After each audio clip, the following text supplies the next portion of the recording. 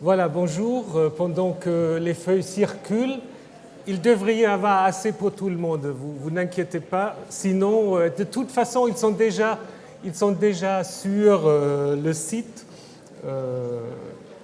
Et puis, monsieur le régisseur m'a dit que la semaine prochaine, je ferai autrement. Je les mettrai, disons, je les transmettrai le matin et puis vous le prendrez à l'entrée, ce qui probablement facilitera un peu la tâche.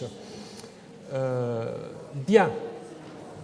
Pour le moment, de toute façon, vous n'avez pas encore besoin de ces feuilles-là, qui est donc la traduction de Genèse 17, donc le texte suivant que nous allons voir. Mais nous devons encore terminer d'abord notre analyse de Genèse 19, donc un texte qu'on a distribué la semaine dernière et donc qui est aussi disponible sur le site du Collège de France. Donc vous allez sur Milieu biblique, vous avez, donc ça je vous rappelle, il devrait y être, ce matin au moins il y était, donc je ne sais pas depuis quand, mais ce matin il y était. Donc vous trouvez également sur ce site les diapos que je vous montre, donc c'est aussi un résumé, donc vous n'avez pas besoin de prendre trop de notes, ça peut aussi vous faciliter la tâche. Donc j'aimerais encore profiter pour vous présenter, alors je vous ai déjà présenté Michael Burki la semaine dernière, et puis j'aimerais vous présenter maintenant aussi mon deuxième auteur, M. Hutzli, Jörg Hutzli de Zurich, qui va également travailler avec moi pendant les 2 ans à venir. Donc si vous avez des questions, vous avez 2 personnes. Puis la troisième, si un jour elle arrive à l'heure, je peux aussi vous la présenter.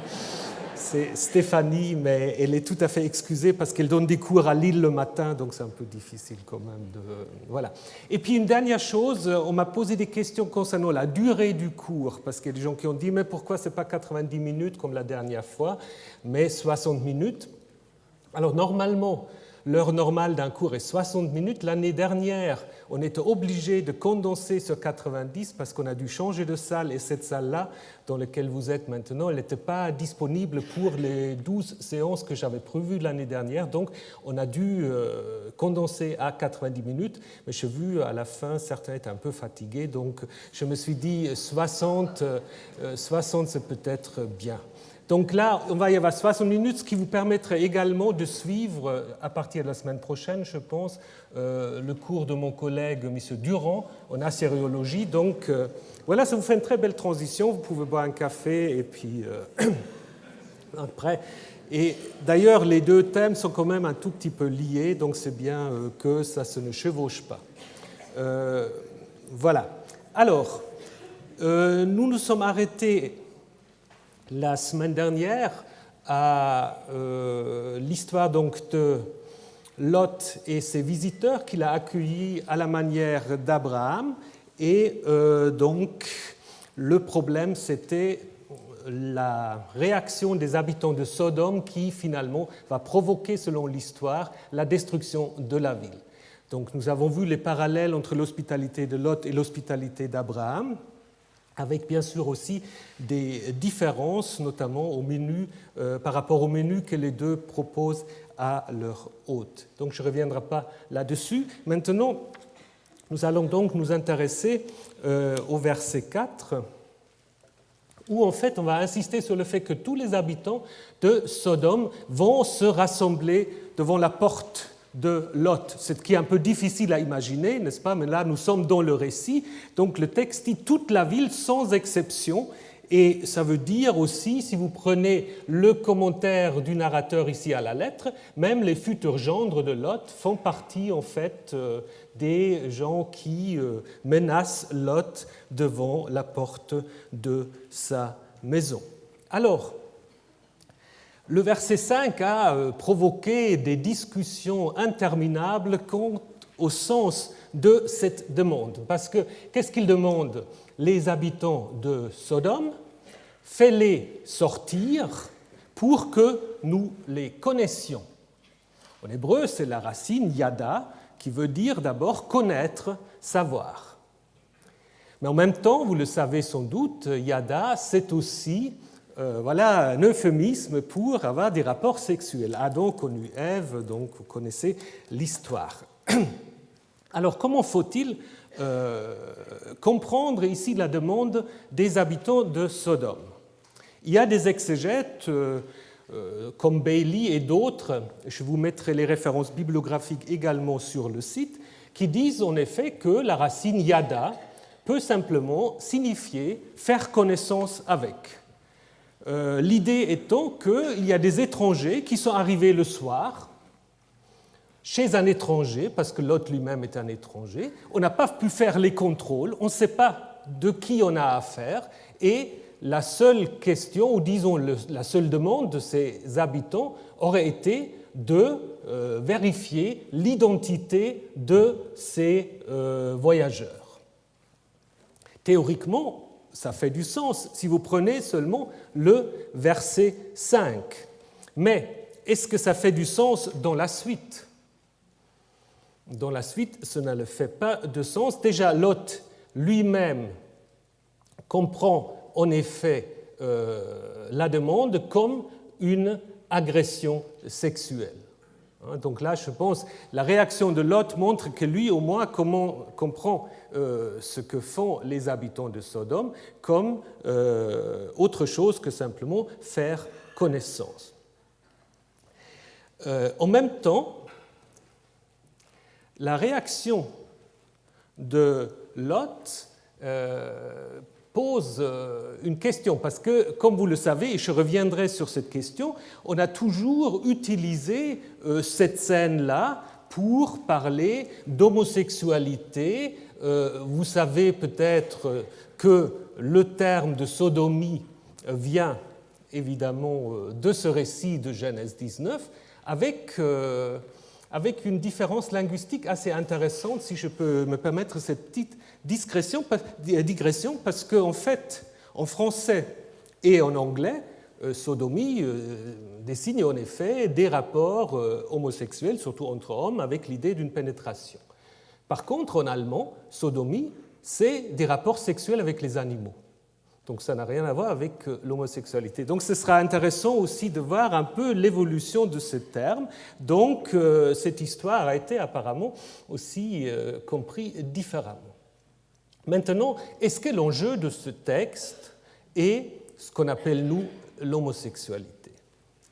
Je ne pense pas. Ce qui est en jeu ici n'est pas l'homosexualité, c'est d'abord l'atteinte à l'intégrité des invités. C'est le viol, c'est le non-respect de l'hospitalité. Si vous regardez le texte dont je vous ai parlé la semaine dernière, le texte de Juge 19-20, voyez que c'est la même histoire, mais seulement là, la demande des agresseurs n'est pas du tout de vouloir l'homme, mais c'est simplement là aussi une agression sexuelle par rapport aux invités que le vieillard accueille.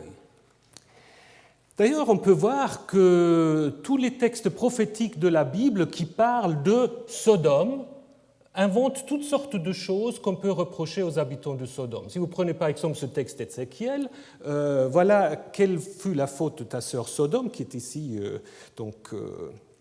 présentée comme une sorte de personnification, orgueilleuse, répue, tranquillement insouciante.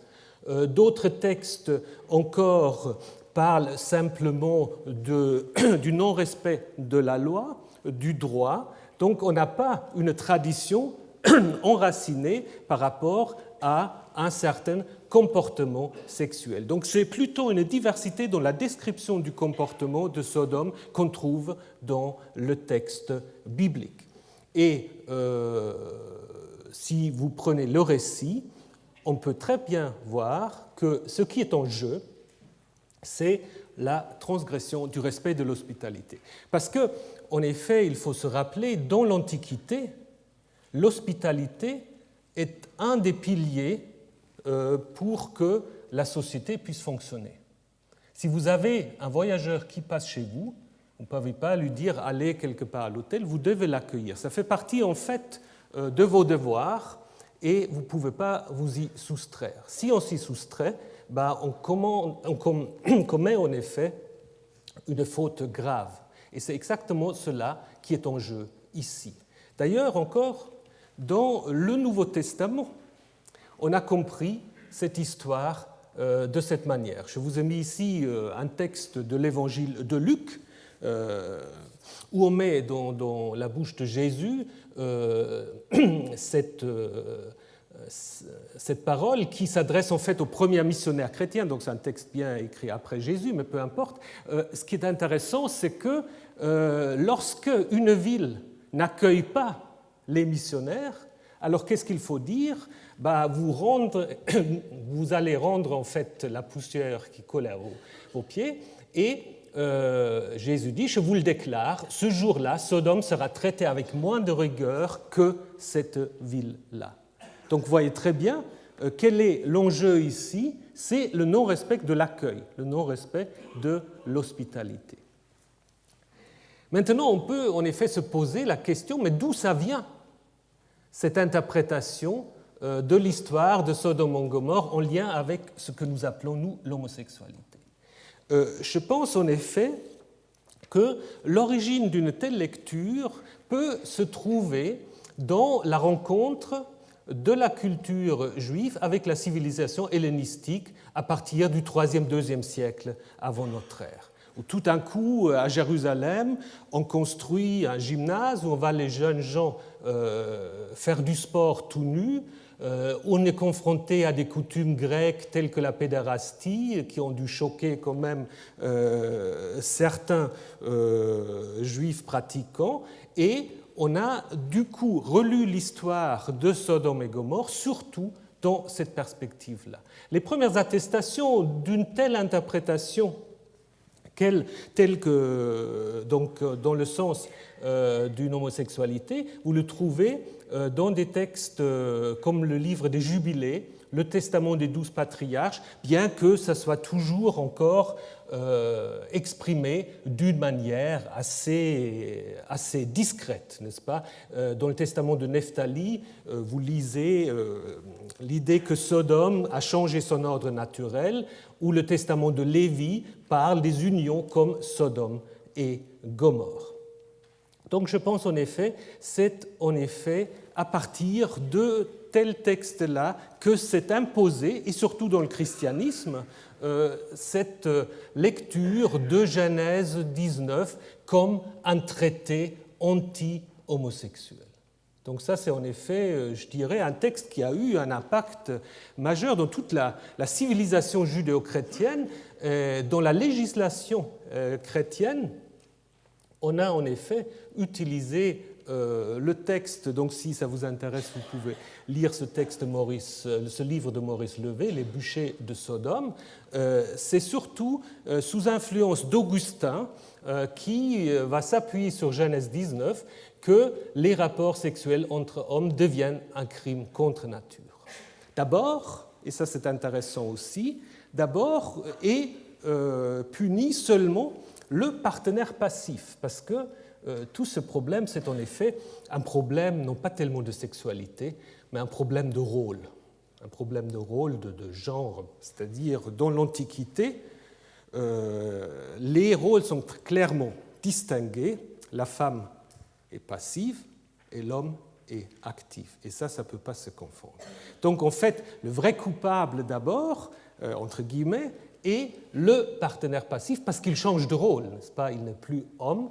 Et c'est pour cela, on le connaît très bien des documents grecs et aussi perses, violer un prisonnier de guerre fait partie des plus grandes humiliations que vous pouvez infliger à quelqu'un parce qu'en effet, vous le faites jouer le rôle d'une femme. Et ça, dans l'Antiquité, n'est-ce pas, ça c'est quelque chose d'impardonnable. Donc d'abord, c'est ça ce qui est en effet en jeu. Ensuite, chez l'empereur chrétien Théodose, à la fin du IVe siècle, l'homosexualité en tant que telle, disons, les rapports sexuels entre hommes sont punis par le bûcher, et puis ça continue jusqu'à la Renaissance. Donc ce n'est pas le sujet de ce cours, donc je ne veux pas m'arrêter plus sur cette question. Seulement, quand même, pour vous rappeler que le concept d'homosexualité appliqué à ces textes est en quelque sorte un peu un anachronisme, n'est-ce pas? Parce que, comme on le sait très bien, c'est un terme en effet qui a été inventé au XIXe siècle, n'est-ce pas? Il n'y a pas de terme pour homosexualité dans les langues anciennes, donc un concept d'homosexualité tel qu'on l'a aujourd'hui s'applique difficilement à ces textes-là. Donc je pense qu'il faudra aussi faire attention quand on fait la lecture de certains textes avec des concepts modernes. Ce qui est en jeu donc en Genèse 19, c'est le non-respect de l'hospitalité. Ce qui est en jeu dans d'autres textes bibliques, comme dans le Lévitique, on dit « tu ne coucheras pas avec un homme comme on couche avec une femme », ça c'est en effet des interdits qui veulent éviter toute confusion de rôle. Ça c'est le plus important. Donc ce n'est pas, si vous voulez, une question tellement d'éthique sexuelle, ce qu'elle deviendra après dans le christianisme, ça c'est plutôt une idée de rôle. Maintenant, revenons à notre texte et regardons le comportement de Lot, qui a aussi quand même choqué beaucoup de commentateurs. Parce que qu'est-ce qu'il fait, Lot? Il propose en fait, ces deux filles à la place des invités, n'est-ce pas? Il dit, voilà, j'ai deux filles, je vous les livre et vous leur ferez ce que bon vous semble. Alors, comment il faut comprendre cette réaction? Alors, Delitzsch, un commentateur chrétien, a dit justement, Lot, c'est immoral, il veut parer au péché par un autre péché. Beno Jacob, un commentateur juif, a dit de toute façon, les sodomites n'auraient pas accepté l'offre. Alors, ça, c'est aussi une manière assez facile de résoudre le problème, n'est-ce pas? Mais je crois la question, c'est un peu plus compliqué. En fait, Lot se trouve en effet dans un vrai dilemme éthique, ce qu'on appelle aujourd'hui le double bind ou la double contrainte, n'est-ce pas, où il y a en effet deux principes qu'il faut défendre. Donc Lot, évidemment, en tant que pater familias, doit absolument défendre l'intégrité de ses filles. En même temps, il doit aussi absolument défendre l'intégrité de ses invités.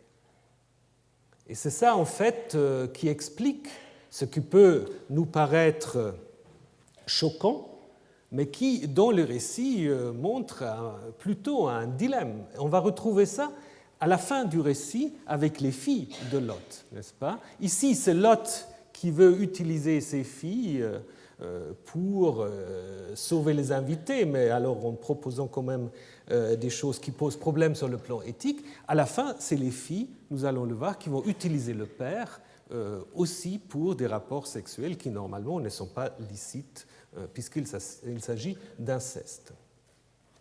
Donc, d'une certaine manière, on peut dire que, en effet, Lot devient d'une certaine manière, on peut dire tragicomique, mais en même temps, maintenant je suis moins sûr de ça. Ceci dit, il est clair que le verset 8 où lui veut utiliser ses filles renvoie déjà à la fin du récit où c'est les filles qui vont utiliser leur père. La réaction des habitants de Sodome est brutale, et puis il rappelle en fait à Lot qu'il est simplement un étranger comme justement ses invités. Et c'est justement les anachim, donc là il y a aussi un jeu de mots en hébreu, donc les invités, qui vont sauver Lot des anachim, mais donc là des hommes, des habitants de la ville.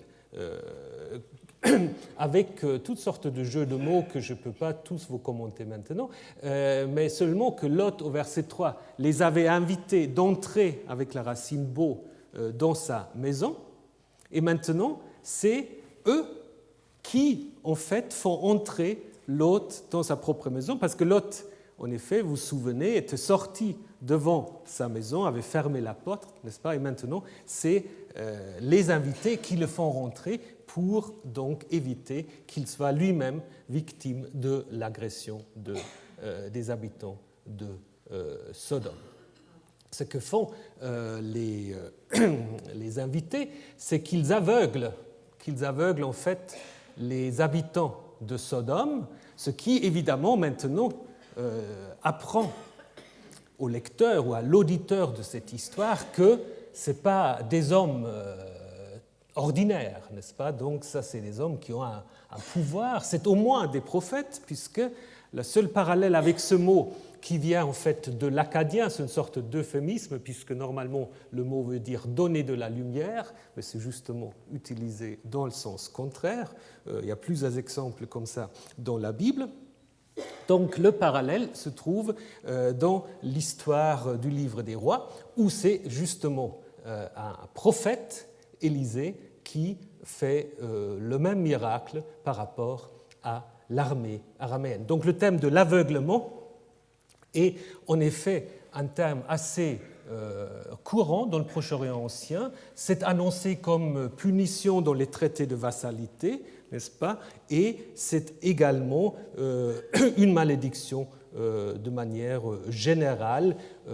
À Ougarit, on l'a aussi dans l'épopée d'Akkad, donc on n'a pas besoin d'aller dans tous les détails, mais ce que signifie ce geste, c'est que le lecteur sait maintenant quelle est la nature de ces invités à quels il a affaire.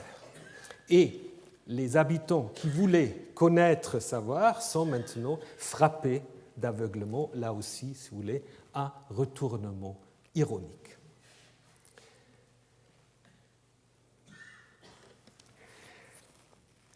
Maintenant, nous passons aux deuxième scène du récit où Lot est sauvé de la destruction. Lot et le sien. Donc ça, c'est évidemment aussi un thème qu'on trouve dans le récit du déluge, à savoir que le juste doit être sauvé avec tous ses siens. Donc là, Lot joue un peu le rôle de Noé et de sa famille.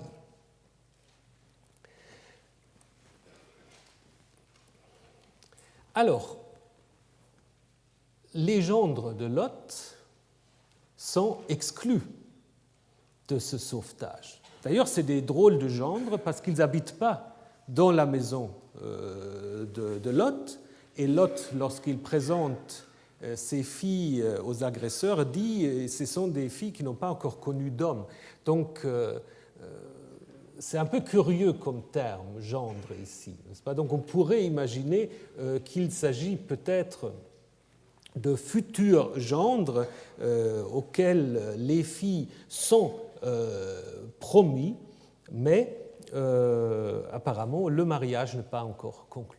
Évidemment, leur exclusion est nécessaire pour la suite du récit, parce qu'à la suite du récit, il faut que les filles de Lot se trouvent seules avec leur père, n'est-ce pas? Ça, c'est justement la contre-histoire par rapport au déluge, où c'est justement les trois fils de Noé avec leurs femmes qui sont sauvés et qui peuvent donc peupler ou repeupler la terre après le déluge. Ici, justement, ce n'est pas le cas, d'où le dilemme dans la suite.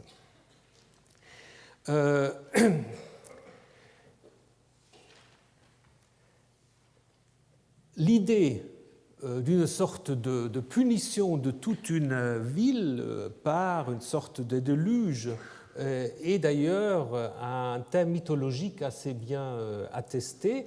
Vous connaissez peut-être les Métamorphoses d'Ovide, qui est assez comparable, puisque là aussi il y a un couple qui accueille en fait Zeus et Hermès déguisés en voyageurs, alors que les concitoyens le rejettent. Donc c'est un peu le même scénario que nous avons en Genèse 19. Alors, du coup, ce couple est donc épargné lors d'un déluge avec lequel les dieux punissent leurs compatriotes. Donc c'est un thème que vous retrouvez en Genèse 19, seulement que ce n'est pas un déluge, c'est un déluge, si vous voulez, par le feu et par le soufre, mais avec la même idée, donc l'annihilation, la destruction de toute une civilisation.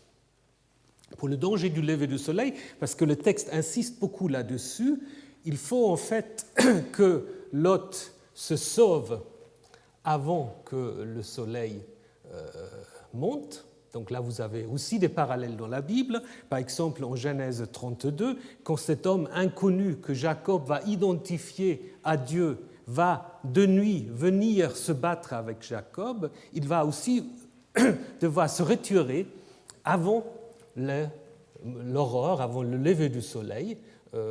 Donc, ce qui veut dire aussi que le soleil est le moment du jugement et le moment aussi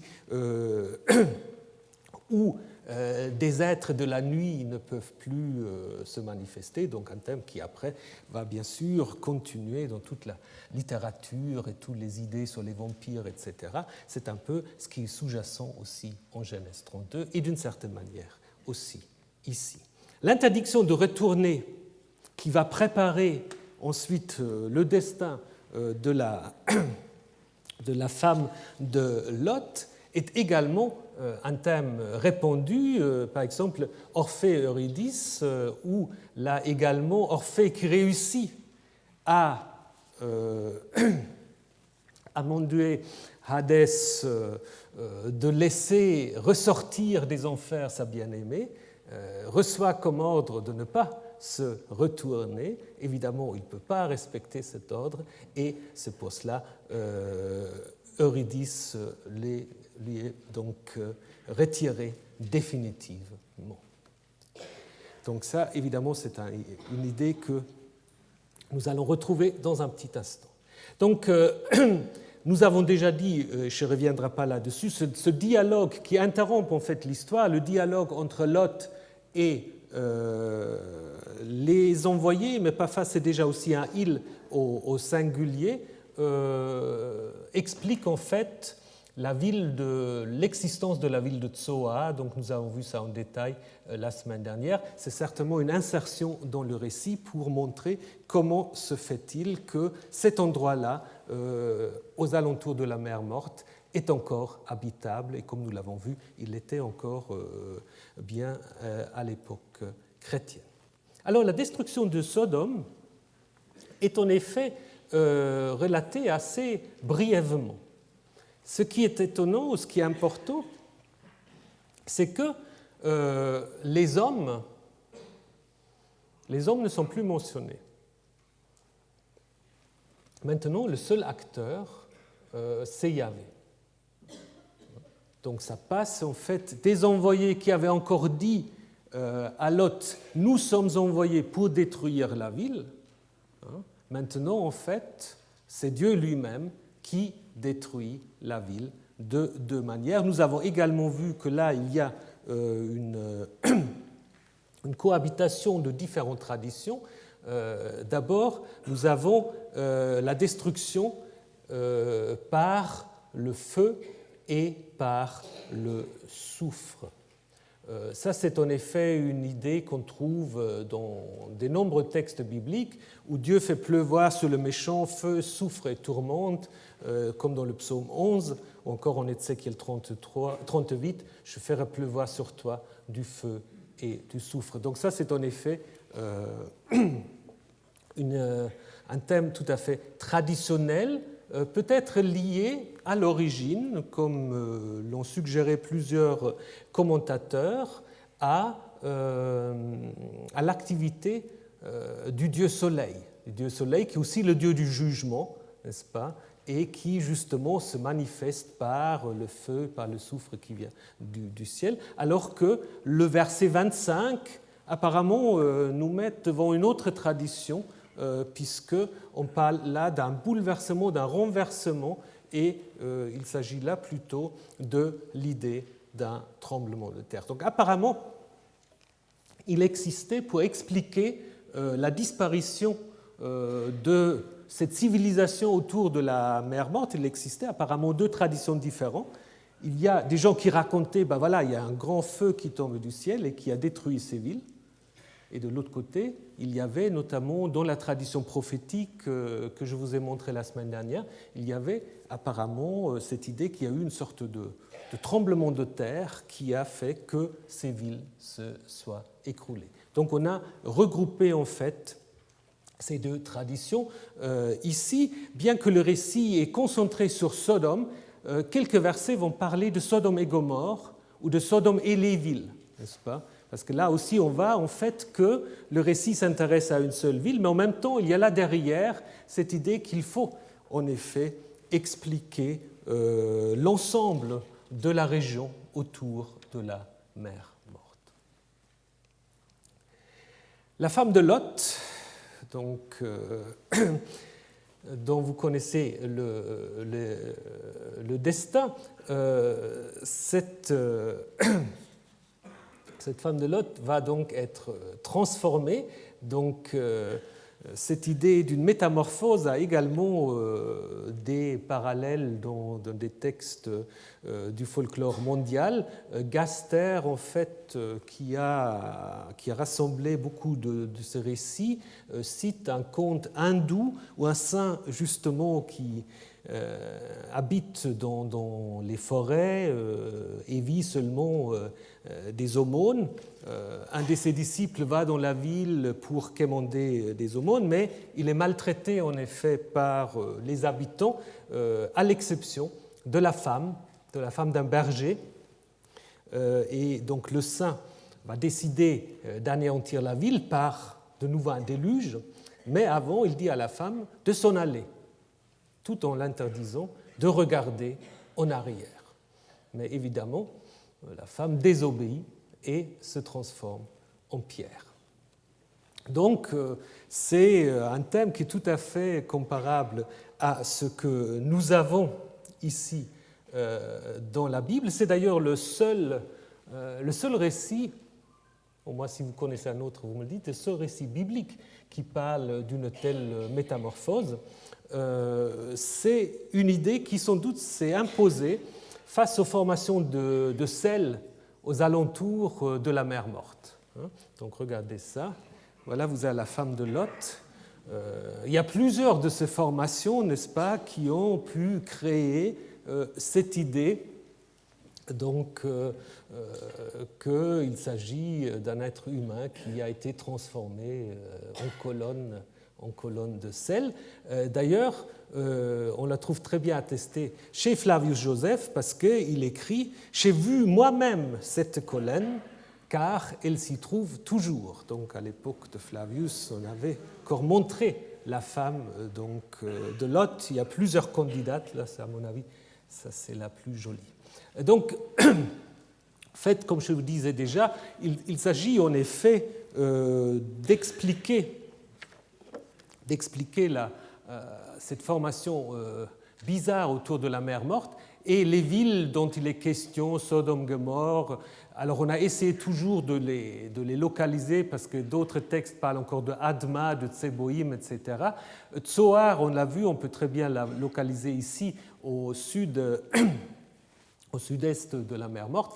La localisation précise, en fait, n'est pas très importante, d'autant plus qu'il n'est pas sûr que ces 4 villes, à l'exception de Tsoa peut-être, soient vraiment des villes historiques, mais peut-être plutôt des noms un peu symboliques pour des grandes civilisations qui ont préexisté dans la tradition autour de ces villes. C'est un peu comme Atlantis, n'est-ce pas? Donc, une grande civilisation qu'on imagine perdue parce qu'on est confronté à un phénomène géologique, géographique totalement étonnant. Et Abraham, en fait, dont il est peu question dans les récits, Abraham, qu'est-ce qu'il fait? Il vient simplement observer ce que le lecteur ou l'auditeur connaît, n'est-ce pas? Abraham se lève et il vient voir ce qu'on voit quand on arrive à la mer morte, un pays de désolation, n'est-ce pas? Donc il devient en quelque sorte témoin du jugement divin dans les versets 27-28, ce qui fait évidemment aussi le lien avec le chapitre précédent où nous avons vu a lieu cette discussion entre Yahvé et Abraham sur la justice divine. Peut-on détruire, Dieu peut-il détruire une ville s'il y a des justes? Puis on s'était arrêté au chiffre 10, et puis l'histoire a montré que justement ce chiffre 10 n'a pas été atteint, et d'une certaine manière, Abraham maintenant devient témoin oculaire de ce jugement. Évidemment, dans le récit ancien, la figure d'Abraham n'est pas nécessaire, donc il peut très bien s'agir d'une histoire indépendante sans qu'Abraham y joue un rôle. Le verset 29, qui résume en fait toute l'histoire, est attribué avec raison à P, donc à ce fameux document, maintenant vous savez ce que c'est P, le document sacerdotal qui résume toute l'histoire, mais qui résume toute l'histoire d'une manière assez particulière parce qu'il va dire que Lot a été sauvé à cause d'Abraham. Ce que le récit ne dit pas du tout, n'est-ce pas? En fait, Abraham est en quelque sorte la raison pour laquelle Lot a été épargné. Donc là, Abraham devient déjà, d'une certaine manière, la figure dont il avait parlé au chapitre 18, n'est-ce pas? Il avait dit, est-ce que s'il y a des justes, peuvent-ils sauver d'autres? Ça, c'était la question.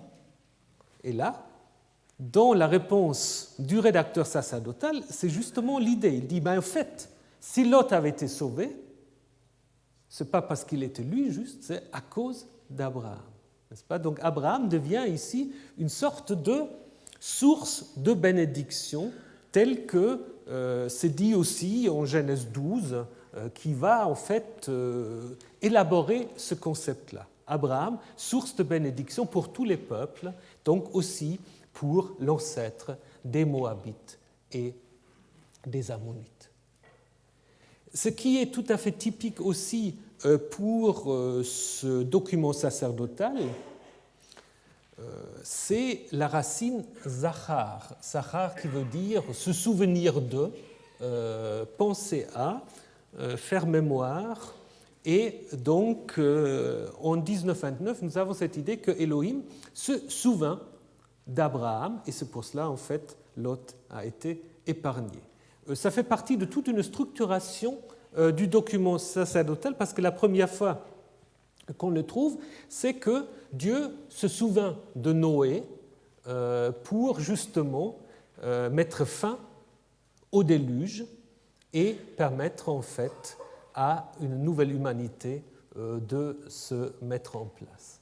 Et puis on le retrouve de nouveau, Dieu se souvint de son alliance avec Abraham, Isaac et Jacob. C'est juste avant la vocation de Moïse et avant le début de la sortie d'Égypte. Donc, si vous voulez, Noé, Abraham et ensuite les trois patriarches deviennent en quelque sorte, dans cette tradition littéraire sacerdotale, les moteurs qui expliquent pourquoi Dieu intervient en faveur de l'humanité, des voisins d'Israël et finalement d'Israël même. Donc là, si vous voulez, si vous mettez ces récits ensemble, c'est un autre argument pour dire, en effet, on peut, et un jour il faudra peut-être le faire, on peut tout à fait reconstituer un document totalement indépendant, sacerdotal, qui avait écrit une première histoire allant de la création du monde jusqu'à la sortie d'Égypte, l'arrivée dans le désert, peut-être même jusqu'à la mort de Moïse, mais ça c'est un autre débat. Voilà. Maintenant, à partir de cette visite d'Abraham, l'histoire de la destruction de Sodome est terminée, mais l'histoire de Lot n'est pas encore tout à fait terminée. D'ailleurs, la mention de Lot au verset 29 donne en fait une sorte de moyen de raconter maintenant l'histoire de sa descendance, qui ne vient pas du même document, mais un rédacteur a bien fusionné ces deux traditions pour que on apprend maintenant comment sont nés les Moabites et les Ammonites, c'est-à-dire les deux peuples qui se trouvent donc à l'est du Jourdain. C'est un texte qui est assez facilement construit. Donc vous avez deux parties. C'est une sorte de généalogie narrative, si vous voulez. C'est une généalogie narrative où il y a les deux filles avec leur père. C'est toujours l'aîné qui prend l'initiative, qui va d'abord elle coucher avec le père, ensuite la cadette, et puis la conséquence, les grossesses et la naissance des deux peuples, Moab et Ammon. Donc, de nouveau, on peut voir qu'il s'agit probablement d'une tradition qui ne connaît pas, ou disons qui au moins ignore l'histoire de Tsoar, parce que maintenant, en fait, Lot se trouve dans une caverne. C'est très curieux, donc il faut d'abord qu'il déménage de Tsoar dans une caverne. Donc là, Lot est vraiment l'homme des cavernes, si on peut dire, n'est-ce pas? C'est là où ça va se passer, et ce n'est pas par hasard la caverne, on va y revenir. Elle a tout à fait une signification. Donc, de nouveau, nous avons des parallèles tout à fait intéressants avec le déluge, parce que la question c'est quel avenir après la catastrophe? Les filles vont dire il n'y a plus d'hommes sur, c'est là la question de la traduction, sur Eretz. Alors Eretz, ça peut être le pays ou ça peut être toute la terre, n'est-ce pas? Eux l'utilisent pour dire nous n'avons pas d'autre possibilité d'obtenir une descendance que de coucher avec notre père. Ça, c'est l'idée des filles de Lot. Et puis, le récit laisse une certaine ambiguïté, n'est-ce pas? Mais c'est peut-être le reflet que là derrière, il y a quand même cette tradition d'une catastrophe globale. L'autre parallèle avec le déluge, c'est le vin. Le vin. Alors, je ne sais pas si vous vous souvenez qu'après le déluge, la première chose que Noé fait, une fois qu'il a fait le sacrifice, il invente la vigne. Et évidemment, en inventant la vigne, il fait aussi l'expérience de l'ivresse. Il ne sait pas encore gérer tout ça. Donc, il se saoule. Et il y a aussi une histoire de transgression sexuelle, n'est-ce pas?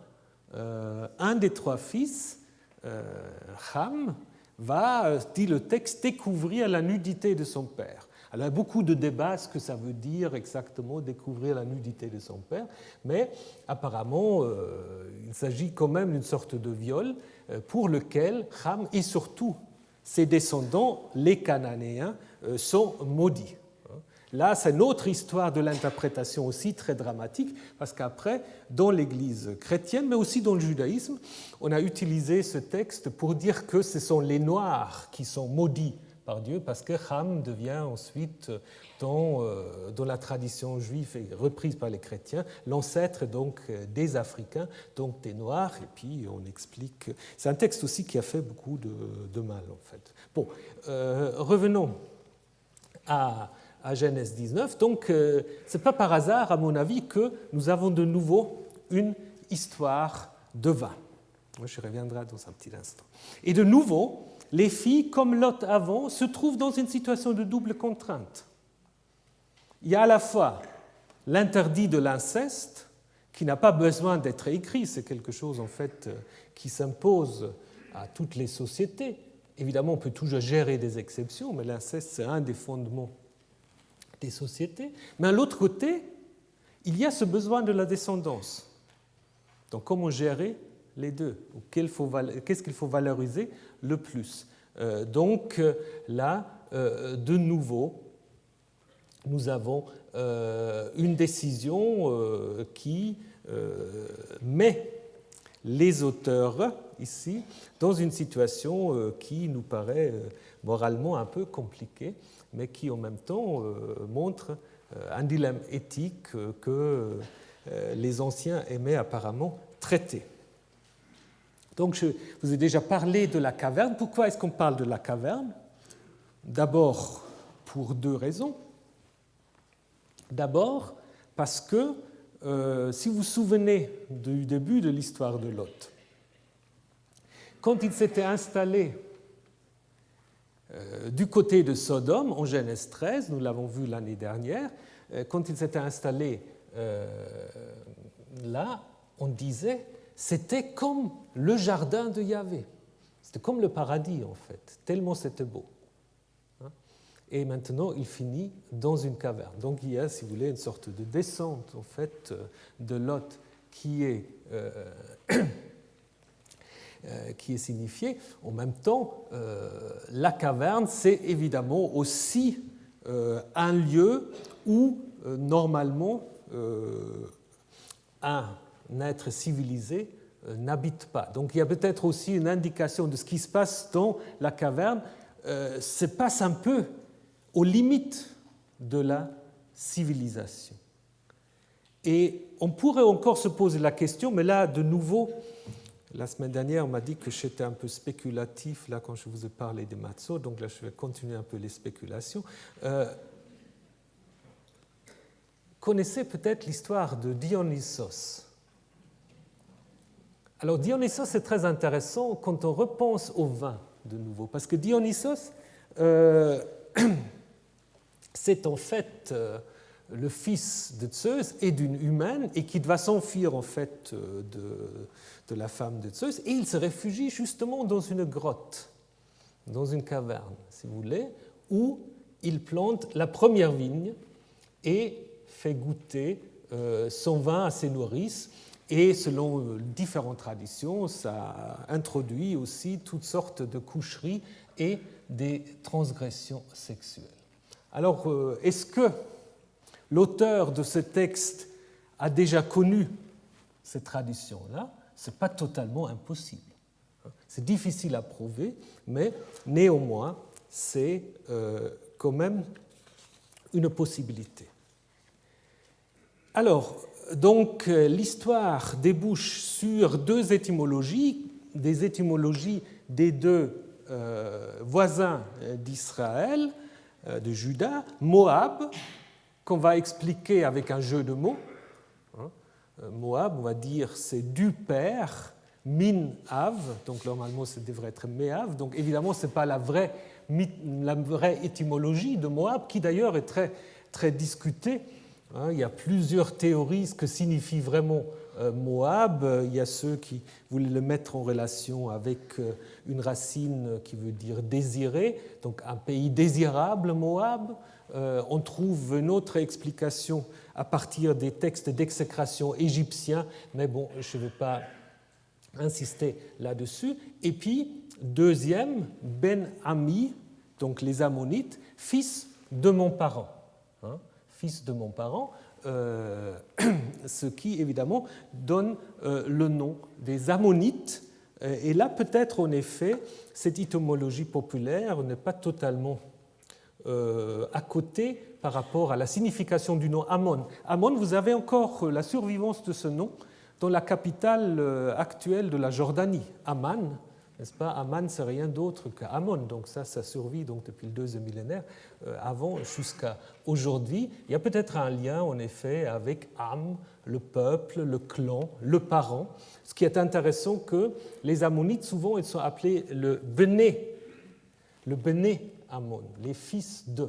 Alors du coup, on pourrait aussi se poser la question si Ammon n'a peut-être aussi plutôt un sens de nom propre, mais peu importe.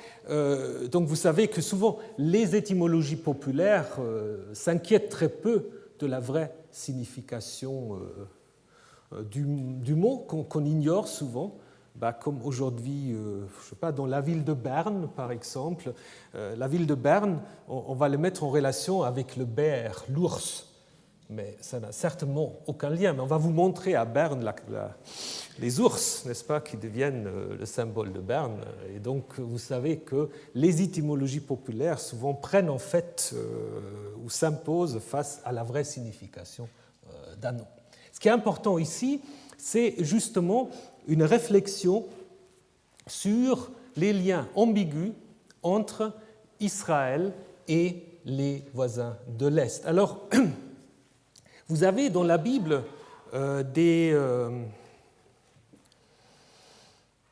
textes assez différents par rapport aux liens avec les Moabites et les Ammonites, n'est-ce pas?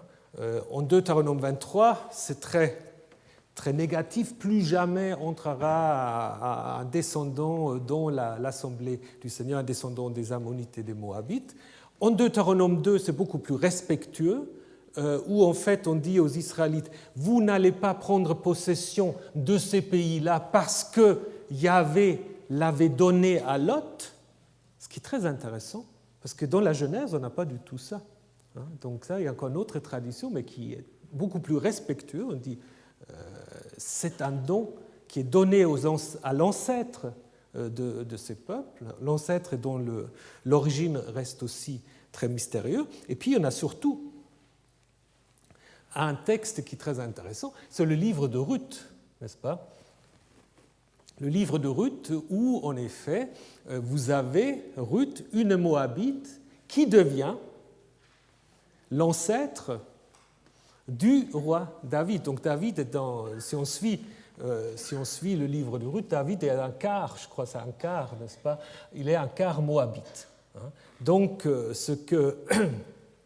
mais donc ce texte met en relation ce lien qui peut être difficile avec les voisins de l'Est. Alors, est-ce qu'on se moque de l'origine des Moabites et des Ammonites? Ça, c'est de nouveau un peu une question, je dirais presque d'interprétation personnelle, parce que dans la narration, il n'y a pas, si vous voulez, de moquerie évidente. Les commentateurs la voient tout le temps. À mon avis, ce n'est pas aussi clair que cela.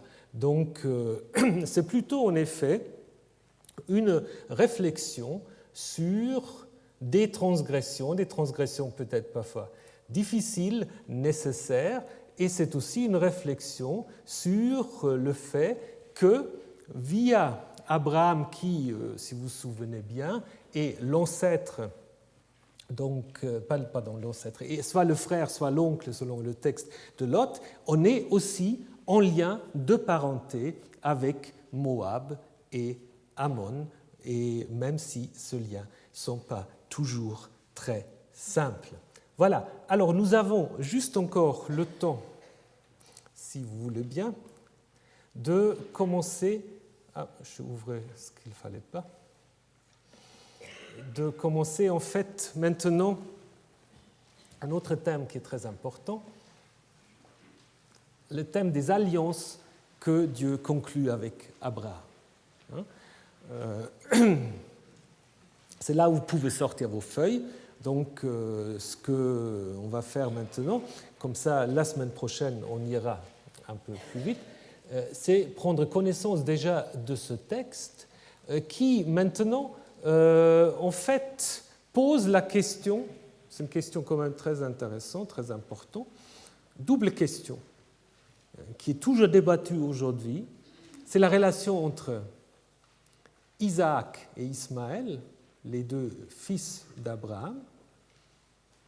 Est-ce que Isaac a des privilèges par rapport à Ismaël? Ça, c'est la lecture traditionnelle judéo-chrétienne. Est-ce c'est vrai ou non? Et l'autre question par rapport à la possession du pays. N'est-ce pas? Qu'est-ce que c'est ce don de pays à Abraham? Donc ça, c'est deux thèmes qui ne sont pas seulement intéressants pour la compréhension du texte, mais qui ont aussi,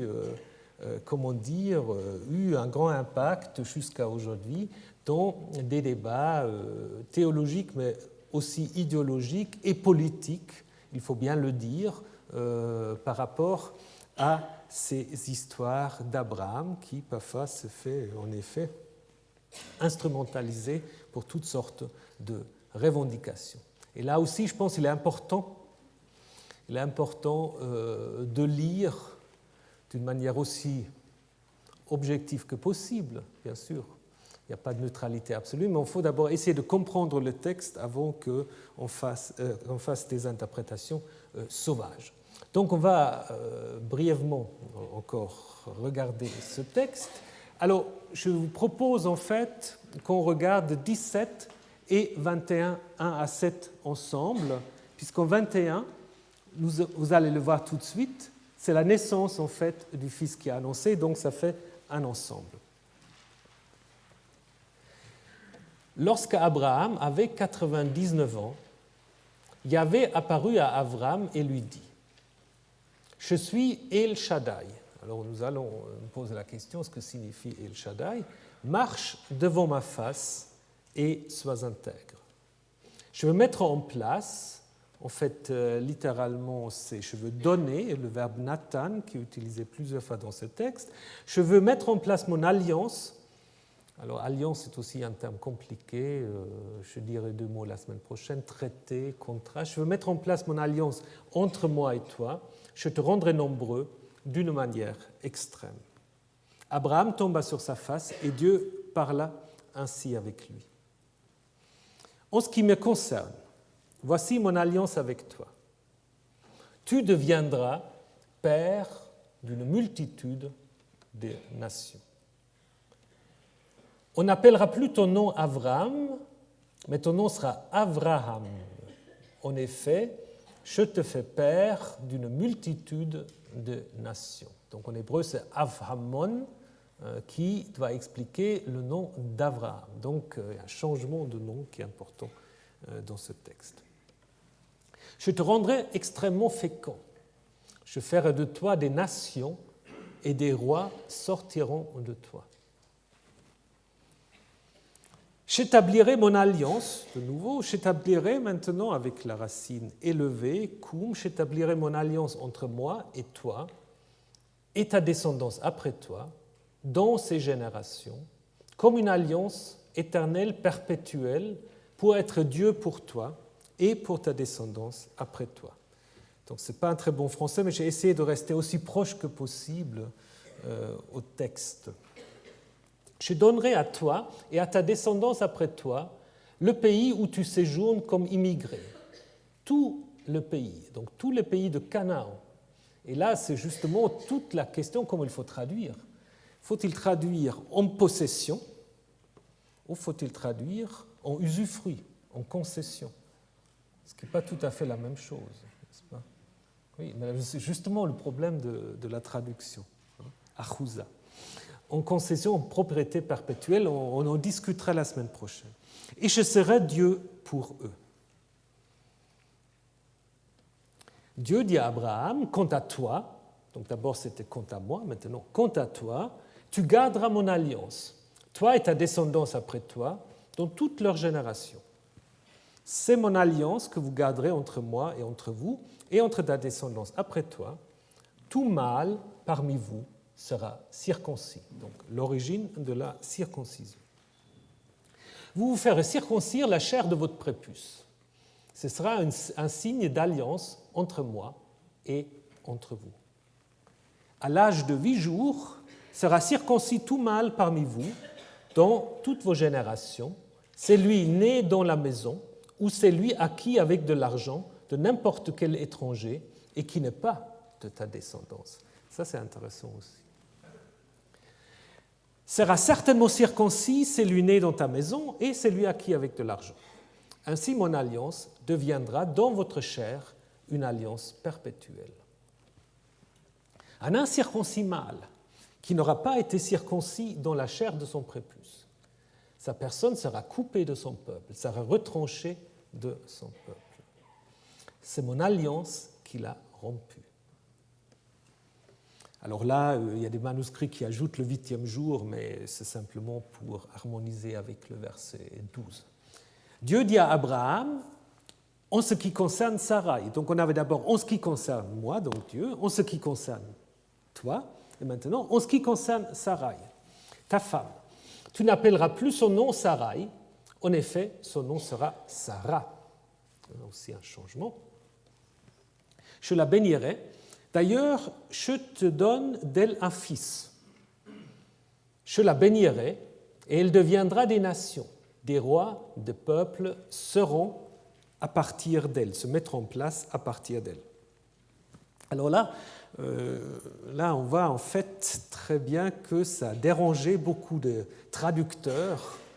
La Septante, le syriaque, donc la Peshitta, la Vulgate, n'ont pas dit que, en fait, c'est elle qui deviendra des nations, il, évidemment le Fils, n'est-ce pas? Donc là, mais ça c'est disons, sorte de correction patriarcale qui, à mon avis, n'est pas nécessaire au niveau du texte, n'est-ce pas? Parce que le texte veut justement mettre en parallèle Abraham et Sarah. Donc je pense qu'il ne faut pas changer le texte, il faut le laisser tel qu'il est. Abraham tomba sur sa face et il rit. Donc on connaît tous le rire de Sarah. Ici, vous avez déjà le rire d'Abraham, n'est-ce pas? Qui précède en fait le rire de Sarah quand on lit le texte tel que nous l'avons. Donc il se dit en son cœur, naîtra-t-il